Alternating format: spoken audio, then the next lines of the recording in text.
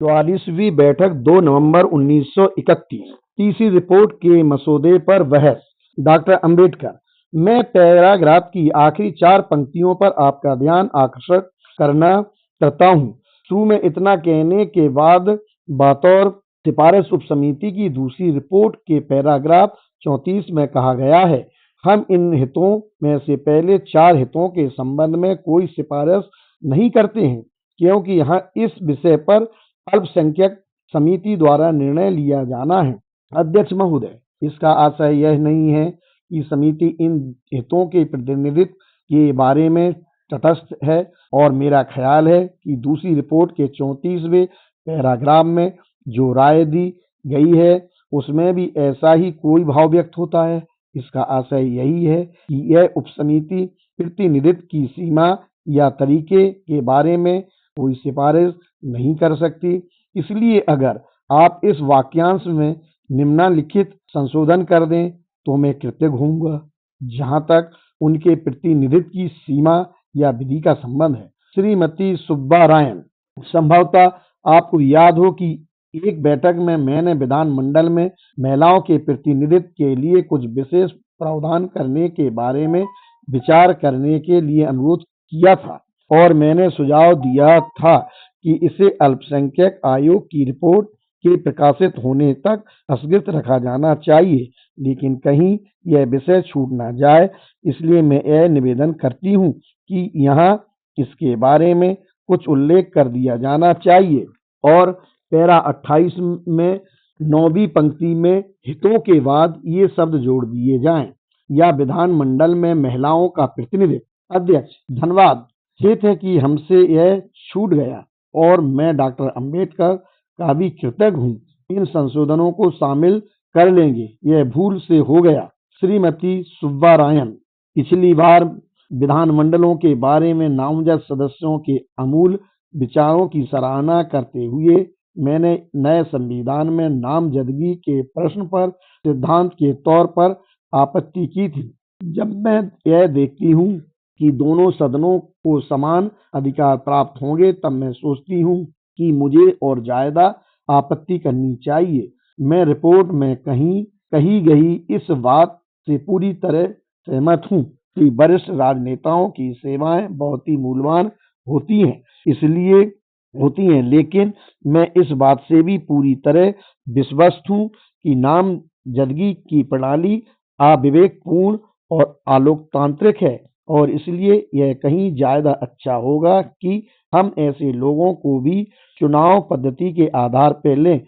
अगर नामजदगी की प्रणाली रहती है, तब मेरे विचार में इस खंड का सारा उद्देश्य ही समाप्त हो जाएगा, और मंत्रालय उस सदन में अपने दल को मजबूत बनाने पर ही ध्यान रखेगा। मैं इसलिए पैराग्राफ 32 में उसकी 7, 10, 19 और 22वीं पंक्तियों में पुरुषों के स्थान पर व्यक्तियों शब्द रखे जाने का सुझाव देती हूँ। अध्यक्ष, श्रीमती सुब्बारायन, मैं सहमत हूँ। इंग्लैंड में लगभग 5 वर्ष पहले हम वास्तव में यही समझते थे कि कोई महिला व्यक्ति नहीं होती। श्रीमती सुब्बारायन, शायद वे समझते थे कि वह इससे कुछ अच्छी होती हैं। श्री जफरुल्लाह खां, हमारे जनरल इलाजेज एक्ट में यह कहा गया है कि जहाँ कहीं मैन ब्रैकेट में पुरुष शब्द का प्रयोग हुआ, उसमें वुमेन महिला शब्द निहित है। श्री अयंगर, मेरी मित्र श्रीमती सुब्बारायन ने नामजद सदस्यों के बारे में जो कुछ कहा, मैं उससे सहमत हूँ।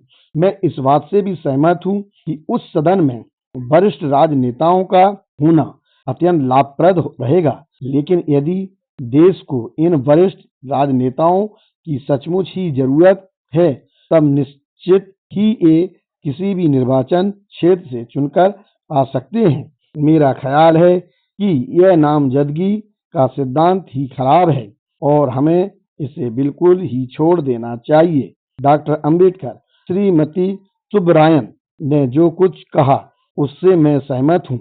अध्यक्ष, हम यह कहेंगे उन विशेष प्रावधानों को ध्यान में रखते हुए जो महिलाओं के लिए अपेक्षित होंगे, उस सदन में अभ्यर्थियों के लिए आदर्श रूप ग्रहण किया जाना चाहिए।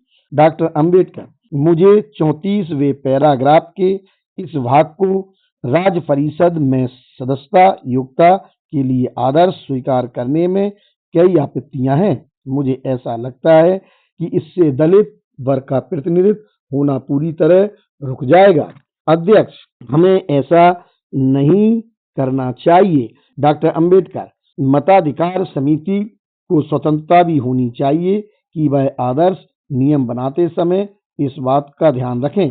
डॉक्टर अंबेडकर, मैं यह कहना चाहता हूं कि समिति को इस बात पर ही विचार करना चाहिए कि केंद्रीय सरकार को आपात स्थिति के मामलों में प्रत्यक्ष रूप से और अकेले ही अपने लिए वित्त व्यवस्था करने का अधिकार दिया जाए, बजाय इसके कि वह प्रांतों और राज्यों से प्राप्त होने वाले अंशदान पर निर्भर रहे। लॉर्ड फील, इन सब बातों पर निश्चय ही हर दृष्टिकोण से विचार किया गया था और यह विभिन्न दृष्टिकोण के समन्वित करने का फल था।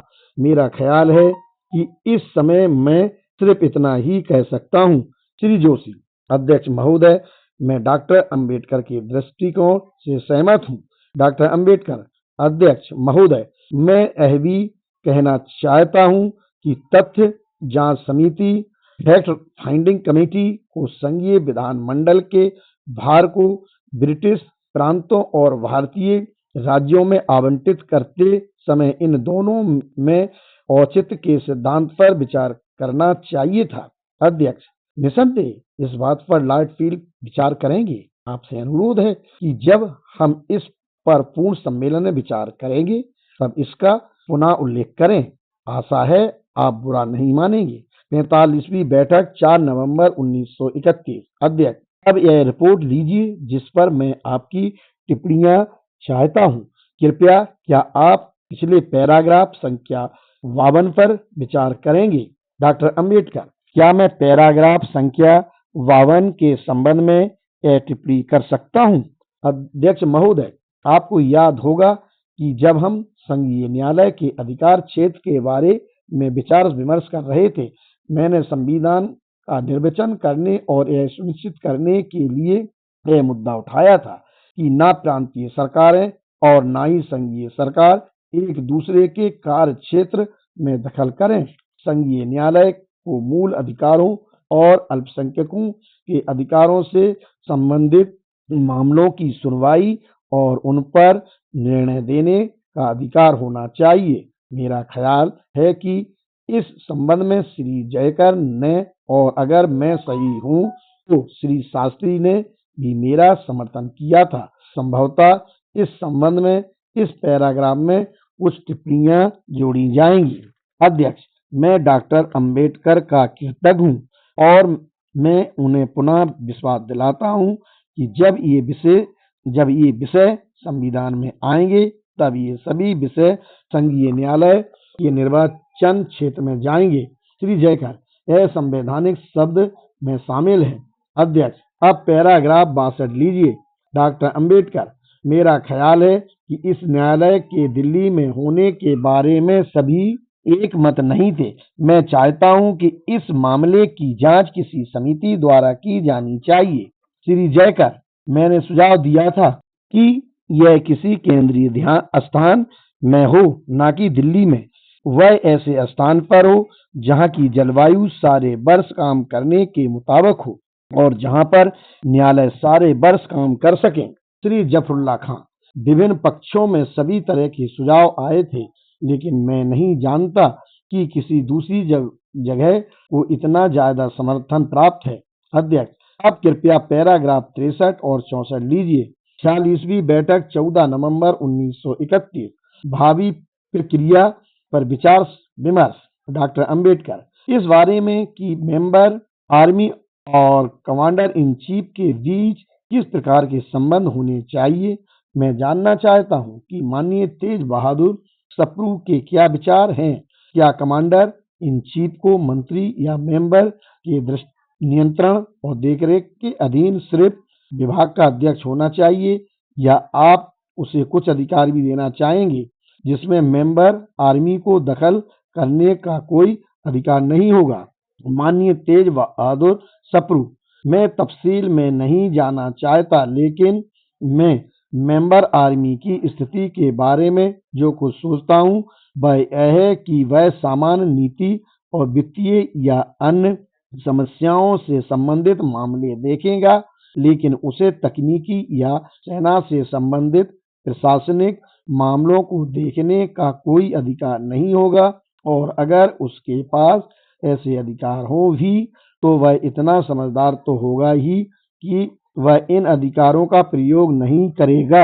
मेरी इस बारे में कोई निजी जानकारी नहीं है, लेकिन मैं अपने ब्रिटिश सहयोगियों से यह अपील करूंगा कि वह यह बताने की कृपा करें कि इंग्लैंड में इस संबंध में ठीक-ठीक स्थिति क्या है। वहां सेक्रेटरी ऑफ स्टेट फॉर वार के पास संभवतः सेना के आंतरिक अनुशासन में दखल देने का कोई अधिकार नहीं है, लेकिन वह नीति के महत्वपूर्ण प्रश्नों को देखता है। मैं आपकी सेना के इतिहास में ड्यूक ऑफ कैम्ब्रिज काल को नहीं भूल सकता। चैप्टर 10 अल्पसंख्यक समिति 7वीं बैठक 28 सितंबर 1931। अध्यक्ष, बहुत सी अल्पसंख्यक जातियों का इस समिति में प्रतिनिधित्व हुआ है। अगर बैठक हम स्थगित कर देते हैं तब उन्हें यह सुनिश्चित करना होगा कि उनके सुझाव आदि तैयार हो जाएं, जिससे वे उन्हें बैठक में रख सकें। बैठक को स्थगित करने का तभी कोई लाभ है जब बीच की अवधि का इस्तेमाल कागजों को तैयार करने, उन कागजों को और जो लोग विचार विमर्श में भाग लेंगे उनकी सूची मुझे देने के लिए किया जाए, ताकि अगली बैठक के लिए तैयारी की जा सके। मुझे आज सवेरे कुछ दिक्कत महसूस हुई क्योंकि किसी ने अपना नाम प्रस्तावित नहीं किया था। अगर आप यही चाहते हैं तो मैं इस कॉन्फ्रेंस का संचालन इस प्रकार करूंगा कि आप सब 2 या 3 बैठकों में अलग-अलग हो जाएंगे। यही बात मैं नहीं होने देना चाहता। इस विचार विमर्श को सद्भावनापूर्ण वातावरण और लाभप्रद होने देने में मार्गदर्शन के लिए मैं जानना चाहता हूँ कि कौन-कौन बोलना चाहता है और वह कौन-कौन से विषय उठाना चाहता है, जिससे उचित समय पर वक्ताओं को आमंत्रित किया जा सके। हमारा इरादा किसी को नहीं बोलने देने का बिल्कुल नहीं है, लेकिन हम चाहते हैं कि विचार विमर्श इस प्रकार से संचालित हो कि उससे अधिकतम लाभ उठाया जा सके। अगर आप बैठक स्थगित करना चाहते हैं तब आप यह याद रखें कि और बाकी लोग भी ऐसा चाहेंगे, तब मैं उनसे यही कहूंगा कि वे इस अवधि का उपयोग अपने ब्यौरे तैयार करने में करें और मेरी सहायता करें। क्या आप इस शर्त पर स्थगित करना चाहते हैं? डॉक्टर अंबेडकर। बैठक के स्थगित होने से पहले मैं एक बात कहना चाहता हूं। जहां तक आपके इस सुझाव का प्रश्न है कि अन्य अल्पसंख्यक वर्ग के साथ अपना अपना पक्ष प्रस्तुत करने के लिए बातचीत की जा रही है, मैं यह कहना चाहता हूं कि जहां तक दलित वर्ग का संबंध है, हम अपना पक्ष पिछली बार अल्पसंख्यक उपसमिति को प्रस्तुत कर चुके हैं। मुझे इस समिति के सम्मुख विभिन्न विधानमंडलों में हम कितना प्रतिनिधित्व चाहते हैं उसकी मात्रा का सुझाव देते हुए एक विवरण प्रस्तुत करना है।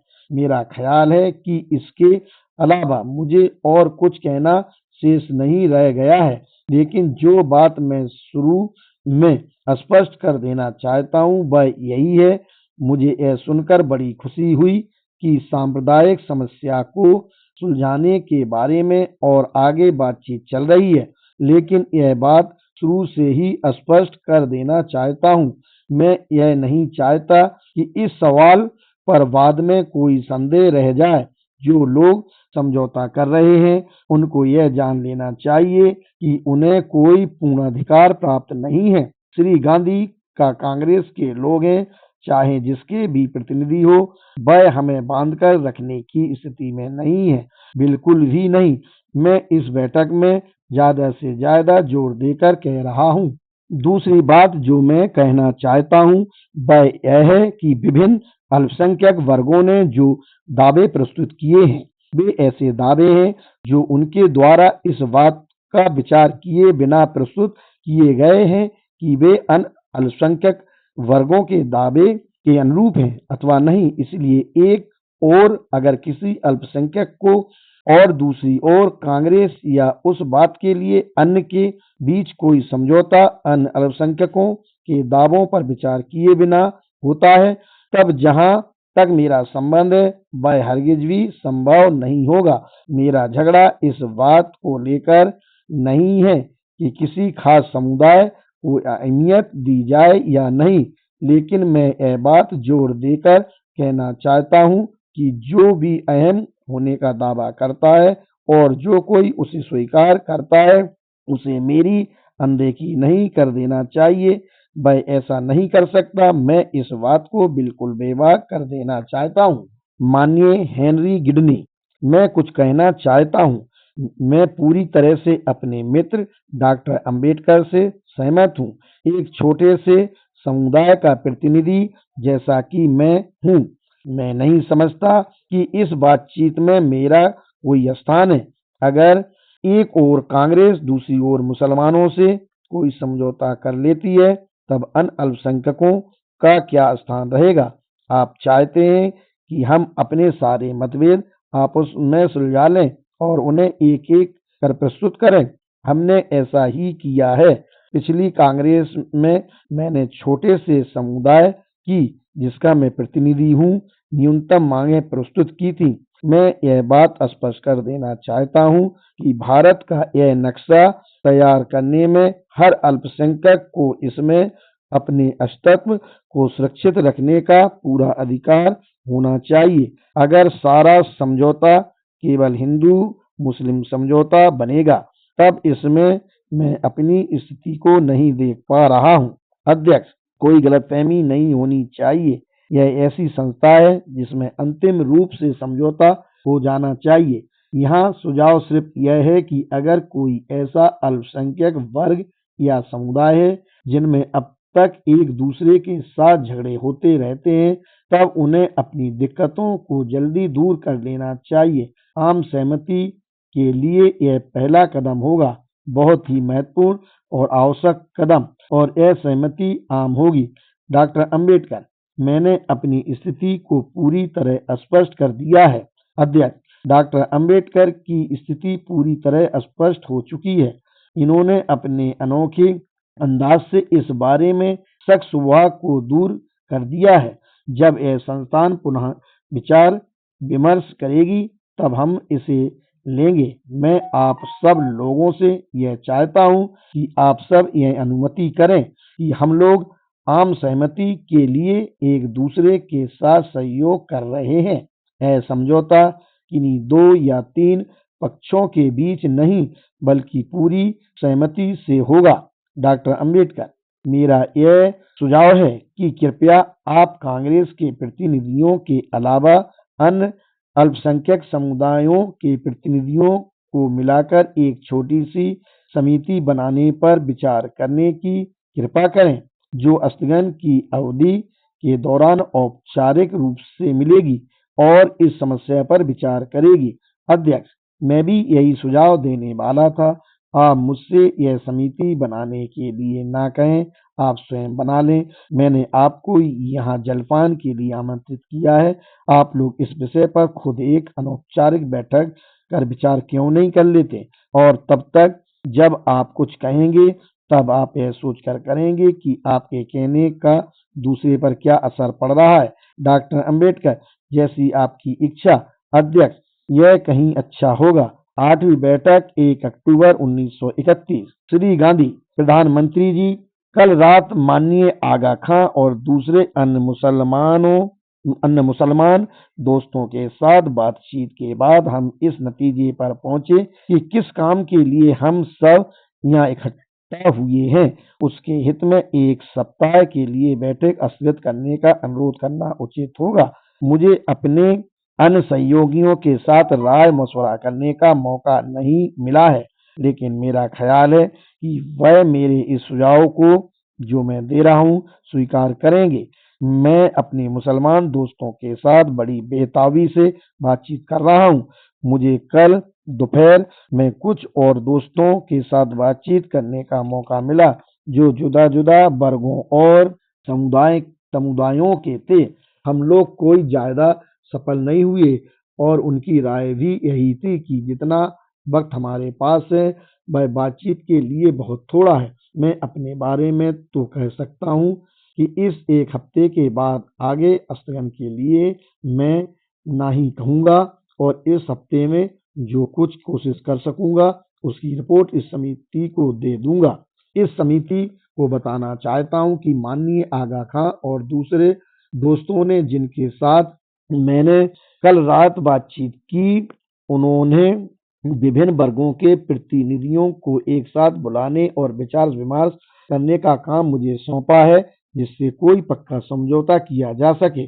अध्यक्ष जी, अगर मेरा यह प्रस्ताव आपको और इस कमेटी के बाकी सदस्यों को अच्छा लगेगा तो यह मेरी खुशकिस्मती होगी। मुझे विश्वास है कि हिज हाइनेस इस प्रस्ताव का अनुमोदन करेंगे। हमें उम्मीद है कि इस हफ्ते के आखिर तक हम किसी समझौते की सूचना आपको दे देंगे। अब मैं यह उम्मीद जाहिर कर रहा हूँ, मैं आपको ऐसा कोई भरोसा नहीं देना चाहता, क्योंकि मैं विश्वास व्यक्त कर रहा हूँ, इसलिए कोई ऐसी बात जरूरी है जिसके आधार पर मैं यह उम्मीद जाहिर कर रहा हूँ। मैं अदम आशावादी हूँ। मेरी जिंदगी में जब कभी चारों ओर अंधेरा ही अंधेरा दिखाई पड़ने लगा है, तब कुछ ना कुछ ऐसी बात जरूर हुई है जिसने मुझे उम्मीद दिलाई है।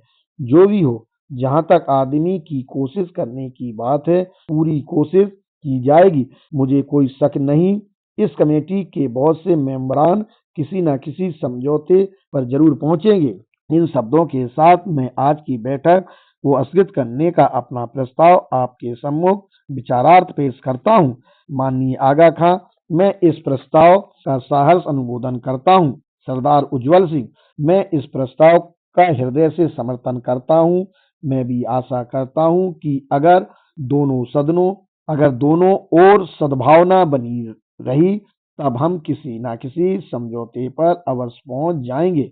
डॉक्टर अंबेडकर, यह समिति जिस समस्या पर विचार कर रही है, उसका हल निकालने के हम जो हर संभव प्रयत्न कर रहे हैं, उसके रास्ते में मैं कोई अड़चन नहीं पैदा करना चाहता।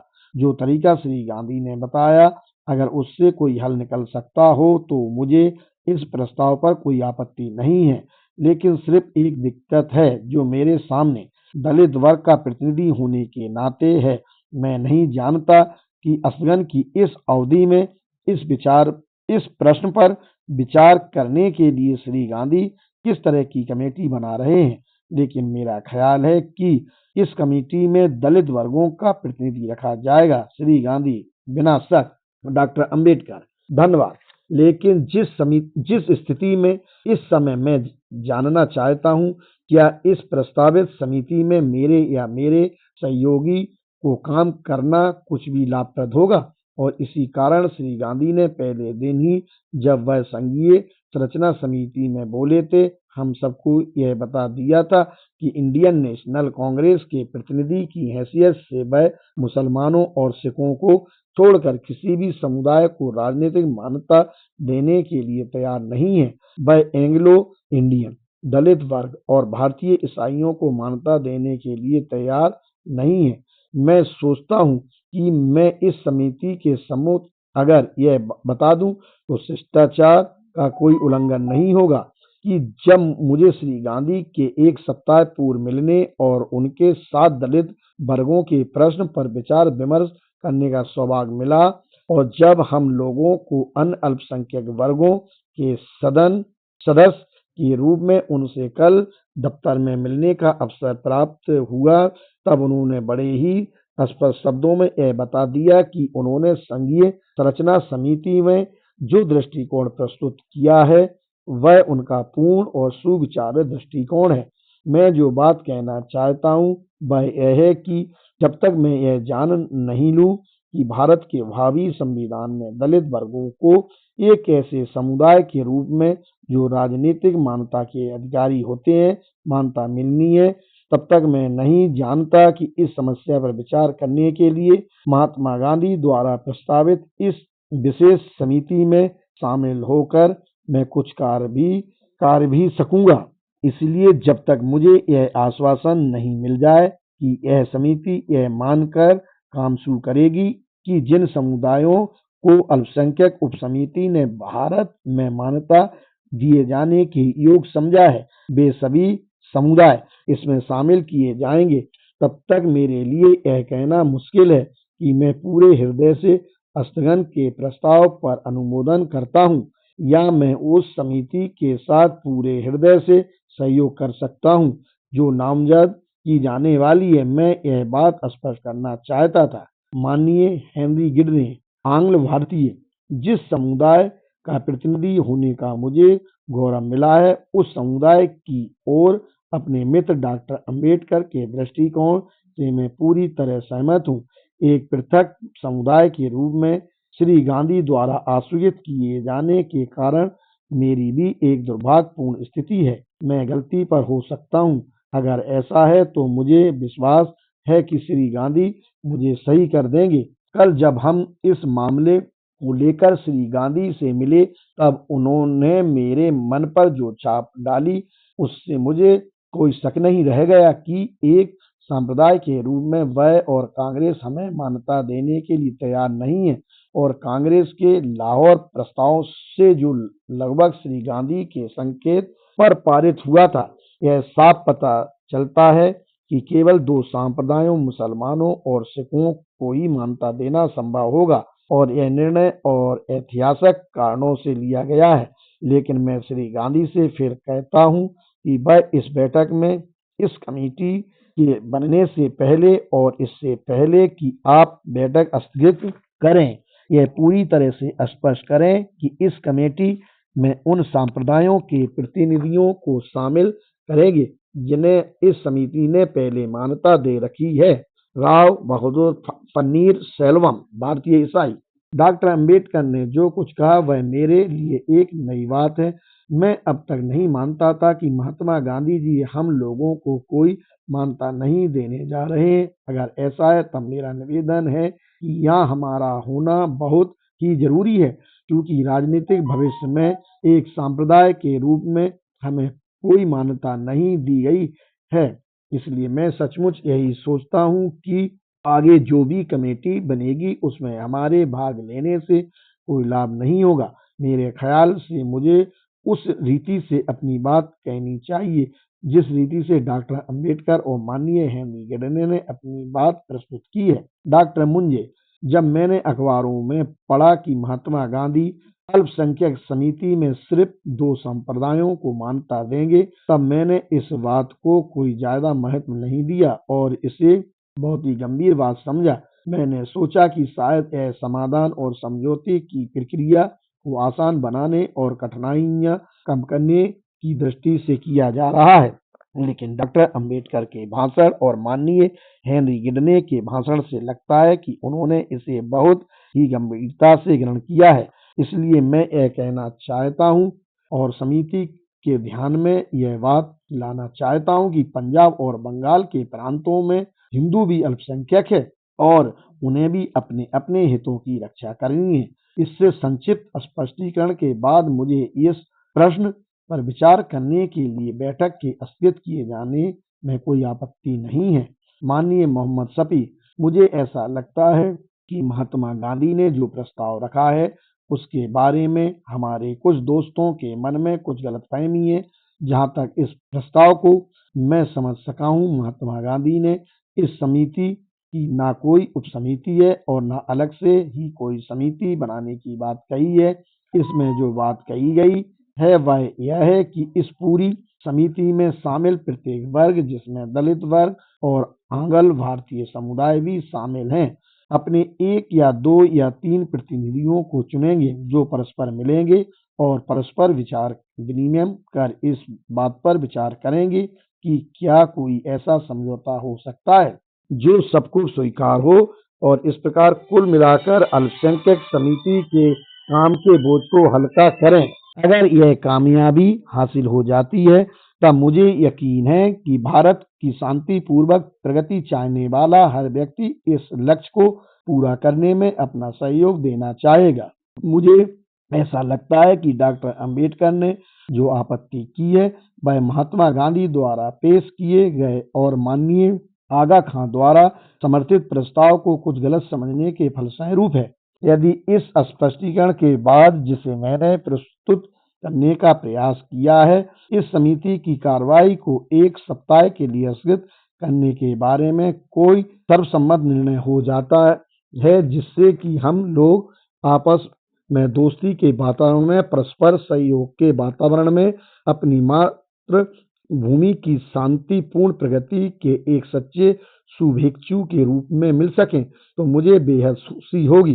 श्रीमती नायडू, प्रधानमंत्री जी, चूंकि मैं ना तो अल्पसंख्यक वर्ग की हूँ, ना किसी विशेष वर्ग की हूँ, इसलिए मैं बिना किसी स्वार्थ के अल्पसंख्यकों और विशेष वर्ग के लोगों से ये अपील करती हूँ कि वे दिक्कतें पैदा ना करें, और जब तक कोई दिक्कत उनके सामने ना आए तब तक वे उनकी शंका भी ना करें। महोदय, आपने जो कुछ कल कहा था वह इस अपील का ही एक दूसरा रूप था। यह हमारे आत्मसम्मान का प्रश्न है, एक कर्तव्य की भावना है कि हम बाहरी विवेचन या हस्तक्षेप के बिना अपनी घरेलू समस्या खुद निपटा लें। मैं इसलिए अपील करती हूँ कि हमें अपने घरेलू झगड़े अगर कोई हैं तो खुद सुलझाने चाहिए, और वह आपको अपने समझौते की सूचना दे दें जो सभी को मान और संतोषप्रद हो। मैं सोचती हूँ कि महात्मा गांधी ने इसी वजह से बैठक स्थगित करने का प्रस्ताव रखा है। मैं नहीं समझती कि किसी भी अल्पसंख्यक वर्ग को, चाहे जितना भी छोटा क्यों ना हो, इससे डरने की कोई जरूरत है। प्रत्येक अल्पसंख्यक वर्ग हमारे देश का वैसा ही एक भाग है जैसे कि कोई बहुसंख्यक वर्ग। मैं यूरोप के एक सर्वोच्च राजनेता की बात दोहराना चाहती हूँ, जिन्होंने गर्व के साथ यह कहा था कि उसने एक स्वतंत्र राष्ट्र का निर्माण बिना किसी फौज और बिना किसी धन के किया था। उन्होंने 2 वर्ष पूर्व मुझसे कहा था, बहन, अपने यहाँ अल्पसंख्यक वर्ग के लोगों को खुश रखो। जब तक हम अपने अल्पसंख्यकों के दिल में सुरक्षा की भावना पैदा नहीं कर सकूंगी, तब तक तुम किसी भी राष्ट्र का निर्माण नहीं कर सकोगी। चूंकि हम अल्पसंख्यकों में सुरक्षा की यह भावना पैदा करना चाहते हैं और चाहते हैं कि वह अपने को इस देश का अभिन्न अंग समझें, जिसका बहुसंख्यक वर्ग महात्मा गांधी और अल्पसंख्यक वर्ग माननीय आगा खां के द्वारा यह अपील करता है कि हम अपने छोटे छोटे झगड़े उनके सामने नहीं रखेंगे जिनका उनसे कोई संबंध नहीं है, बल्कि हम औचित्य, उदारता और उदात्तता के आधार पर जो न्याय है और आत्मसम्मान की भावना से, जिसके कारण हम बाहर के लोगों को अपने घर के झगड़ों को जानने नहीं देते, खुद सुलझा लेंगे। प्रधानमंत्री जी, यह मेरी अपील है और मुझे विश्वास है कि बहुसंख्यक तथा अल्पसंख्यक वर्गों के जो लोग यहाँ उपस्थित हैं वे इसे स्वीकार कर लेंगे। डॉक्टर अंबेडकर, मैं अपनी स्थिति को स्पष्ट करना चाहता हूँ। लगता है कि मैंने जो कुछ कहा उसके बारे में कुछ गलतफहमी है। मैं स्थगन का विरोध नहीं कर रहा हूँ, ना मुझे किसी समिति में काम करने में कोई ऐतराज है जो इस सवाल पर विचार करने के लिए बनाई जाएगी।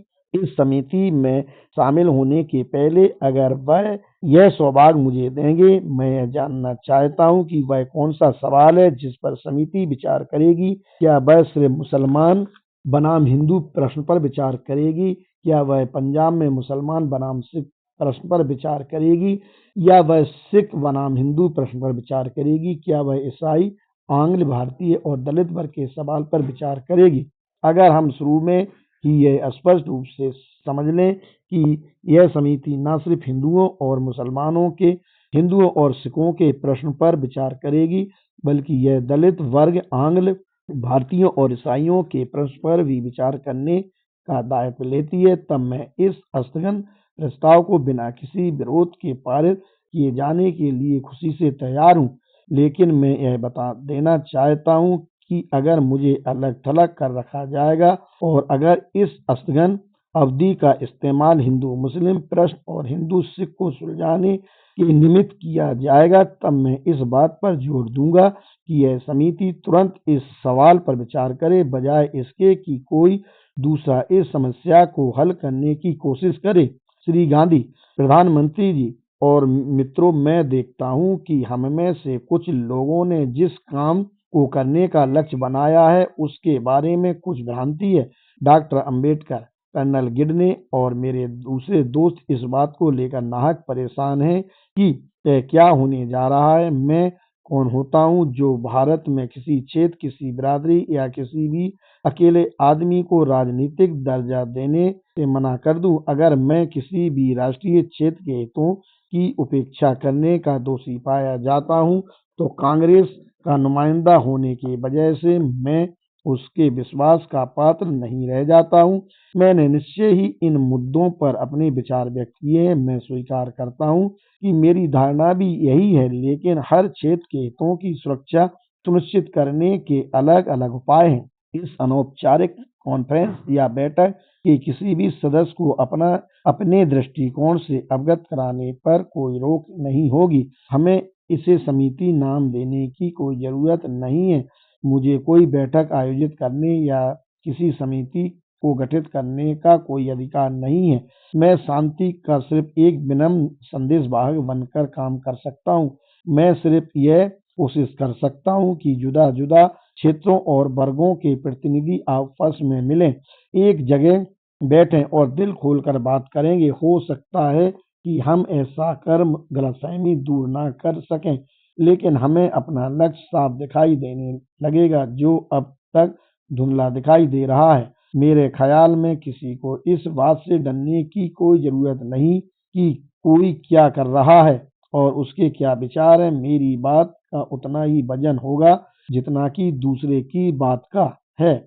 उसका कोई ज्यादा वचन नहीं होगा। मेरे पास कोई ऐसा अधिकार नहीं है कि मैं दूसरे की राय के खिलाफ अपनी बात को ही रखूं। मैंने देश हित में अपनी राय बताई और जब भी मौका आएगा मैं इन्हीं विचारों को रखूंगा। यह आप पर निर्भर करता है कि आप मेरे विचारों को स्वीकार या अस्वीकार करें। इसलिए कृपया अपने दिल से सारी शंकाएं दूर कर दें और यह ख्याल ही ना लाएं कि मैंने कॉन्फ्रेंस या अनौपचारिक बैठक की योजना बनाई है जिसमें सारे लोग किसी भी धारा में बह जाएं। लेकिन अगर आप समझते हैं कि कुर्सियां पकड़कर बैठने के बजाय एक दूसरे के नजदीक आने का यह एक तरीका हो सकता है, तब आप न सिर्फ असगन प्रस्ताव का समर्थन करेंगे बल्कि उस प्रस्ताव पर भी अपना अपना पूरा सहयोग देंगे जो मैंने इन अनौपचारिक बैठकों के बारे में रखा है। माननीय ह्यूट वैटकार, प्रधानमंत्री जी, मेरे समुदाय का जिक्र नहीं किया गया है। यह बहुत ही छोटा सा समुदाय है, लेकिन मैं यह कहना चाहता हूँ कि हम इस असगन का या किसी भी दूसरे उपाय का स्वागत करते हैं जिससे उस मामले को हल करने में सहायता मिले जिसे हम अन्य मसलों से पहले हल करना जरूरी समझते हैं और जिसमें हम सबकी गहरी दिलचस्पी है। डॉक्टर दत्त, मैं इस असगन का स्वागत करता हूँ। अध्यक्ष, तब मैं इसे स्वीकार करता हूँ। मित्रों, मैं यह बात इस शर्त पर स्वीकार कर रहा हूँ कि हम समय नहीं गवाएंगे और ये कॉन्फ्रेंस, जिन्हें श्री गांधी अनौपचारिक कॉन्फ्रेंस कहते हैं, मैं आशा करता हूं कि ये कॉन्फ्रेंस अत्यंत महत्वपूर्ण और लाभप्रद होंगे जब तक हम दोबारा नहीं मिलते इस बीच होंगे। मैं आशा करता हूं कि आप सब अपना समय इसी रूप में बिताएंगे। नवी बैठक 8 अक्टूबर 1931। अध्यक्ष, जब हम पिछले बृहस्पतिवार को मिले थे तब सबकी सहमति से हमने एक सप्ताह के लिए अपनी बैठकें इसलिए स्थगित कर दी थी कि जिसमें अनौपचारिक और गैर सरकारी रीति से विचार विमर्श हो सके और हम सब किसी एक निर्णय पर पहुंच सकें। हमारा पहला कार्य उन लोगों से रिपोर्ट हासिल करना है जो इस अनौपचारिक बातचीत के सूत्रधार हैं। श्री गांधी से अनुरोध है कि वह सबसे पहले बोलें। श्री गांधी, प्रधानमंत्री जी और मित्रों, विभिन्न वर्ग के प्रतिनिधियों, मैं और उनके साथ अनौपचारिक बातचीत के द्वारा सांप्रदायिक समस्या का सम्मत हल निकालने की कोशिश में अपनी असफलता की घोषणा मुझे बड़े खेद और दैन्य के साथ करनी पड़ रही है। प्रधानमंत्री जी, मैं आपसे और अन्य सहयोगियों से माफी मांगता हूँ कि एक हफ्ते का मूल्यवान समय बेकार चला गया। मुझे संतोष सिर्फ इस बात में है कि जब मैंने इस बातचीत को कराने का दायित्व लिया था, तब मुझे मालूम था कि सफलता की कोई आशा नहीं है। मुझे इस बात का भी संतोष है कि मैंने हल निकालने के लिए हर संभव कोशिश की, लेकिन अगर मैं यह कहूँ कि बातचीत का नाकामयाब होना हमारे लिए शर्म की बात है, तो इसमें पूरी सच्चाई व्यक्त नहीं होती। हमें से प्रायः सभी लोग उस दल या वर्ग के चुने हुए प्रतिनिधि नहीं हैं जिनके हम प्रतिनिधि कहे जाते हैं। हम यहाँ सरकार द्वारा नामजद होने की वजह से हैं। हम लोग ऐसे व्यक्ति नहीं हैं सर्वसम्मत हल पाने के लिए जिनकी यहाँ पर होने की भारी जरूरत थी। इसके अलावा कृपया मुझे यह कहने की अनुमति दें कि अभी अल्पसंख्यक समिति की बैठकें बुलाने का कोई उचित समय नहीं था। यह असलियत भी नहीं है, क्योंकि हम यह निश्चित रीति से नहीं जानते थे कि इस बातचीत के बाद हमें क्या मिलने वाला है। अगर हम निश्चित रूप से यह जानते होते कि जो कुछ हम चाहते हैं हमें मिल जाएगा, तब हम बातचीत को कलह की टोकरी में डालने से पहले 2 बार अवश्य सोचते। यह ऐसा ही था कि मानो हमें बताया गया हो। इस बातचीत से किसी निष्कर्ष पर पहुंचना मौजूदा प्रतिनिधि द्वारा सांप्रदायिक समस्या का सर्वसम्मत हल निकालने की योग्यता पर निर्भर करता है। यह समाधान स्वराज के संविधान का मुकुट तो बन सकता है, उसकी नींव नहीं बन सकता। ऐसा इसलिए हो गया है कि हमारे मतभेद अस्थायी हो गए हैं, और अगर वह पैदा नहीं हुए हैं तो इसकी वजह विदेशी हुकूमत है। मुझे इस बात में तनिक भी शक नहीं कि सांप्रदायिक मतभेदों का हिमशैल स्वतंत्रता के सूरज का ताप पाकर पिघल जाएगा। मैं इसलिए यह सुझाव देने की गृहस्था कर रहा हूँ कि अल्पसंख्यक समिति को अनिश्चित काल तक के लिए स्थगित कर दिया जाए और संविधान के मूलभूत सिद्धांतों को जितनी जल्दी हो सके उतनी जल्दी तय कर दिया जाए। इस बीच सांप्रदायिक समस्या का अनौपचारिक रूप से कोई वास्तविक समाधान ढूंढने का काम जारी रहेगा और जारी रहना चाहिए। इस कारण संविधान के बनाने के काम को रुकने देना नहीं चाहिए। हमें इस तरफ से ध्यान हटा लेना चाहिए और संरचना के मुख्य भाग के निर्माण पर सारा ध्यान केंद्रित करना चाहिए। आखिरी बात यह है कि इस विचार विमर्श में मेरे भाग लेने की सिर्फ एक ही वजह है कि मैं भारतीय राष्ट्रीय कांग्रेस का प्रतिनिधि हूँ। मुझे इसकी स्थिति स्पष्ट कर देनी चाहिए। आपको जो कुछ दिखाई देता है, खासतौर से इंग्लैंड में, उसके उल्टे कांग्रेस सारे देश का प्रतिनिधित्व करने का दावा करती है। यह निश्चित रूप से लाखों गूंगे लोगों का प्रतिनिधि होने का भी दावा करती है, जिनमें ढेर सारे अस्पृश्य शामिल हैं, जिन्हें दलित कहने के बजाय कुचला गया है, और वे लोग भी शामिल हैं जो एक तरह से बहुत ही अभागे और उपेक्षित हैं, और जिन्हें पिछड़ा वर्ग कहा जाता है। ऐसा कहा गया लगता है कि मैं विधानमंडल में अस्पृश्यों का कोई भी प्रतिनिधित्व दिए जाने के खिलाफ हूँ। यह असलियत से उल्टी बात है। मैंने जो कुछ कहा और जिसे मैं दोहरा रहा हूँ वह यह है कि मैं आपका विशेष प्रतिनिधित्व होने के खिलाफ हूँ। मैं यह अच्छी तरह मानता हूँ कि इससे उन्हें कोई लाभ नहीं होगा, उल्टे ज्यादा नुकसान ही होगा। लेकिन कांग्रेस वयस्क मताधिकार के लिए कृत संकल्प है, इसलिए उनमें से लाखों लोगों के नाम मतदाताओं की सूची में आ जाएंगे। अस्पृश्यता की भावना तेजी से खत्म होती जा रही है। ऐसी स्थिति में यह संभव सा लगता है कि इन मतदाताओं के द्वारा नामजद व्यक्तियों का दूसरे लोगों के द्वारा बायकॉट किया जाएगा, लेकिन इन व्यक्तियों के लिए विधानमंडलों में चुनकर आने की अपेक्षा सामाजिक और धार्मिक उत्पीड़न से सुरक्षा की अधिक आवश्यकता है। हमारे आचार विचार से जो अक्सर कानून से ज्यादा शक्तिशाली हैं, उन्हें इतना गिरा दिया है कि हर समझदार हिंदू को लज्जा का अनुभव करना चाहिए और इसके लिए पश्चाताप करना चाहिए। इसलिए मैं कठोर से कठोर कानून चाहता हूँ जिसके अधीन इस प्रकार के आचार विचार अपराध घोषित किए जा सकें। जो श्रेष्ठ कहे जाने वाले वर्ग के लोग मेरे देश के इन निवासियों पर कर रहे हैं। ईश्वर का धन्यवाद, हिंदुओं का विवेक जाग गया है। अस्पृश्यता की भावना अब शीघ्र ही हमारे इतिहास के एक कलंक का अवशेष बनकर रह जाएगी। डॉक्टर अंबेडकर। प्रधानमंत्री जी, पिछली रात जब हम अनौपचारिक समिति की बैठक के समाप्त होने के बाद एक दूसरे से विदा हुए थे, तब हम असफलता की भावना के साथ एक दूसरे से विदा हुए थे, लेकिन हम सब एक बात पर सहमत थे कि हम में से कोई भी कोई भाषण या ऐसा टिप्पणी नहीं करेगा जिससे उत्तेजना पैदा हो। लेकिन मुझे यह देखकर दुख हुआ कि श्री गांधी ने इस समझौते को भंग किया है। क्षमा कीजिए, मुझे भी बोलने का मौका मिलना चाहिए। उन्होंने शुरुआत अनौपचारिक समिति की असफलता के कारणों को जो उनके विचार से थे बताते हुए कि अब मेरे भी कारण हैं जो मेरे विचार से किसी समझौते पर अनौपचारिक बैठक के ना पहुंचने के पीछे थे, लेकिन इन कारणों की इस समय पर व्याख्या नहीं करना चाहता। मुझे दो बातों से दुख हुआ है। पहली बात है कि अपने प्रस्ताव तक अर्थात अल्पसंख्यक समिति की बैठक अनिश्चित काल के लिए स्थगित कर देनी चाहिए। अपने को सीमित रखने के बजाय उन्होंने विभिन्न समुदायों के प्रतिनिधियों पर छींटाकशी करनी शुरू कर दी जो इस बैठक में बैठे हुए थे।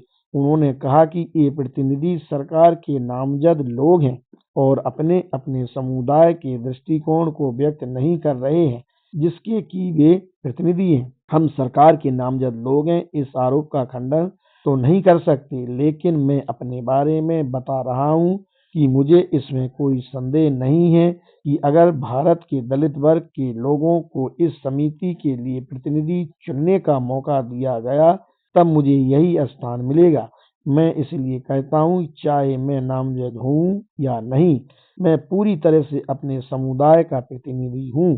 किसी को इस बारे में कोई भ्रम नहीं होना चाहिए। श्री गांधी हमेशा से यह दावा करते आ रहे हैं कि कांग्रेस दलित वर्ग के लिए है और कांग्रेस दलित वर्गों का उससे ज्यादा प्रतिनिधित्व करती है जितना मैं व मेरे साथी कर सकते हैं। इस दावे के बारे में मैं इतना ही कह सकता हूं कि यह भी एक ऐसा दावा है जो गैर जिम्मेदार लोग करते हैं या किया करते हैं। हालांकि जो लोग इनसे संबंधित हैं वे इन दावों को लगातार अस्वीकार करते रहे हैं। मेरे पास यहाँ एक टेलीग्राम है जो मुझे अभी अभी मिला है। यह ऐसी जगह से आया है जहां मैं कभी नहीं गया हूँ। यह ऐसे व्यक्ति ने भेजा है जिसे मैंने कभी नहीं देखा। यह अध्यक्ष दलित वर्ग संघ कुमाऊं अल्मोड़ा ने भेजा है। यह जगह शायद संयुक्त प्रांत में है। इस तार में कहा गया है, यह सभा कांग्रेस आंदोलन में जो इस देश के भीतर और बाहर चलाया जा रहा है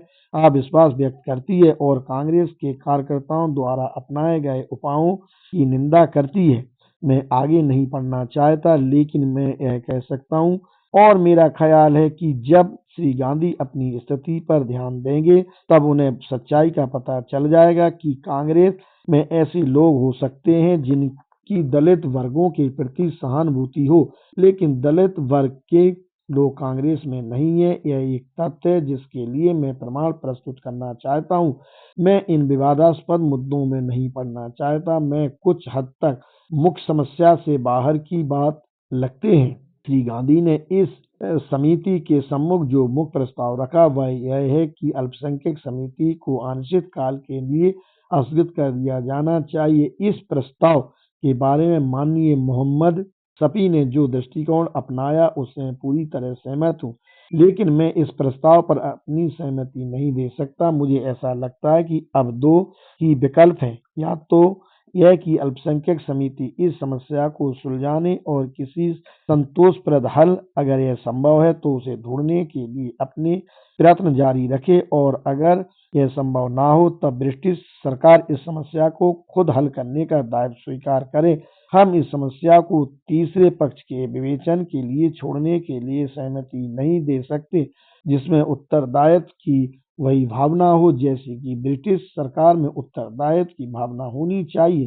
प्रधानमंत्री जी, मुझे एक बात स्पष्ट कर देने की अनुमति दीजिए, दलित वर्ग इसके लिए उत्सुक नहीं है। तो नहीं मचा रहा है, उसने कोई आंदोलन नहीं छेड़ रखा है कि ब्रिटिश लोगों से सत्ता तुरंत भारतीयों को सौंपी जानी चाहिए।